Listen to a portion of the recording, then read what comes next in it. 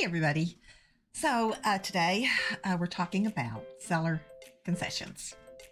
What are seller concessions? Seller concessions refer to an arrangement where the seller agrees to pay a portion, or all of the buyer's closing costs. What? I pay the buyer's closing cost? Why, pray tell, would I do that? Because it will make a property purchase possible to more buyers.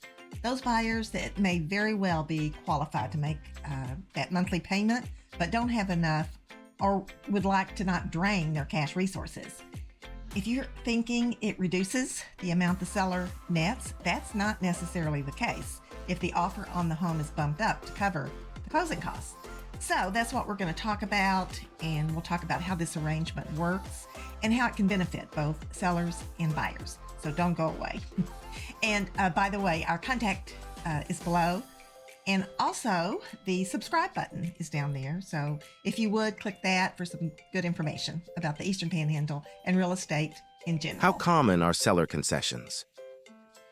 Seller concessions are pretty common here, and you see them more when interest rates are higher and are particularly prevalent in markets where buyers have more leverage or when economic conditions make it difficult for buyers to meet the high upfront cost of purchasing a home. You know, interest rates right now are around 7%, so many buyers are looking for ways to lower that rate, which has made concessions an even more valuable tool. As interest rates fluctuate, economic conditions change, the prevalence of seller concessions is also likely to adjust. Historically, during times of high interest rates or buyer-friendly market conditions, concessions become more common as sellers look to attract more potential buyers. What kind of things do they cover? Seller concessions can be quite versatile, cover a range of expenses associated with closing a home sale. These include title insurance, loan origination fees. Those are fees charged by the lender to process the loan.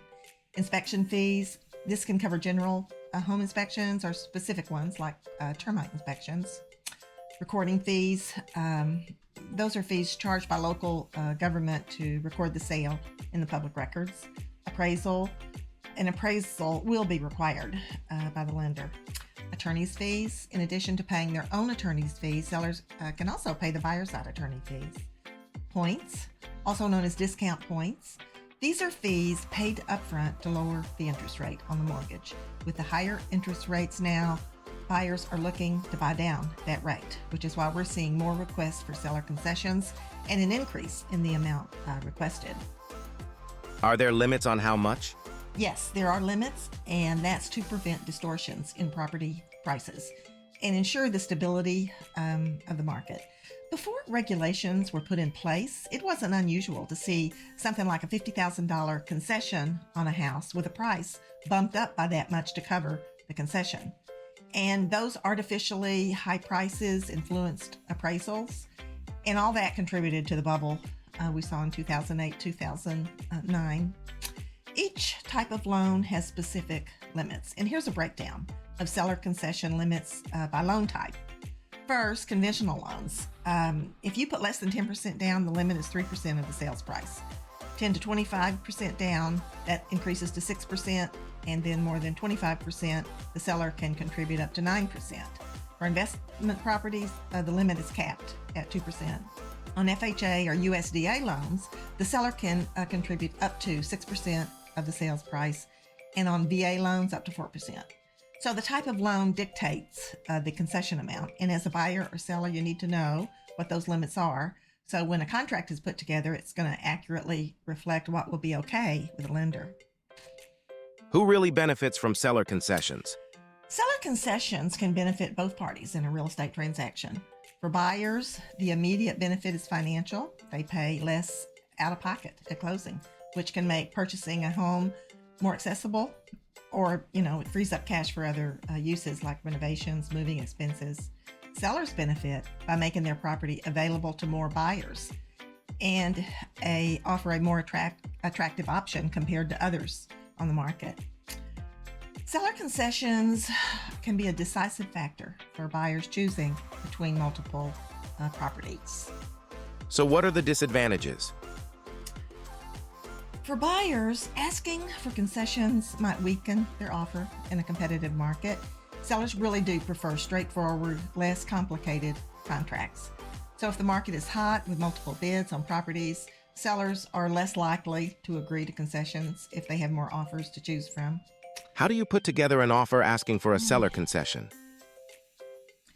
First, understand whether you're in a buyer's or seller's market. So this involves knowing how long homes are staying on the market, typical sales price versus listing price.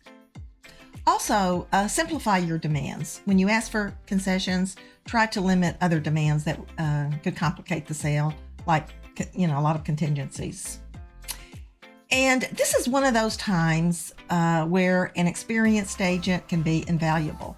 They provide insights into what is customary in the area, also on the feasibility of your request, and help draft an offer that balances competitiveness with your financial needs and is going to work for the type of loan you're getting.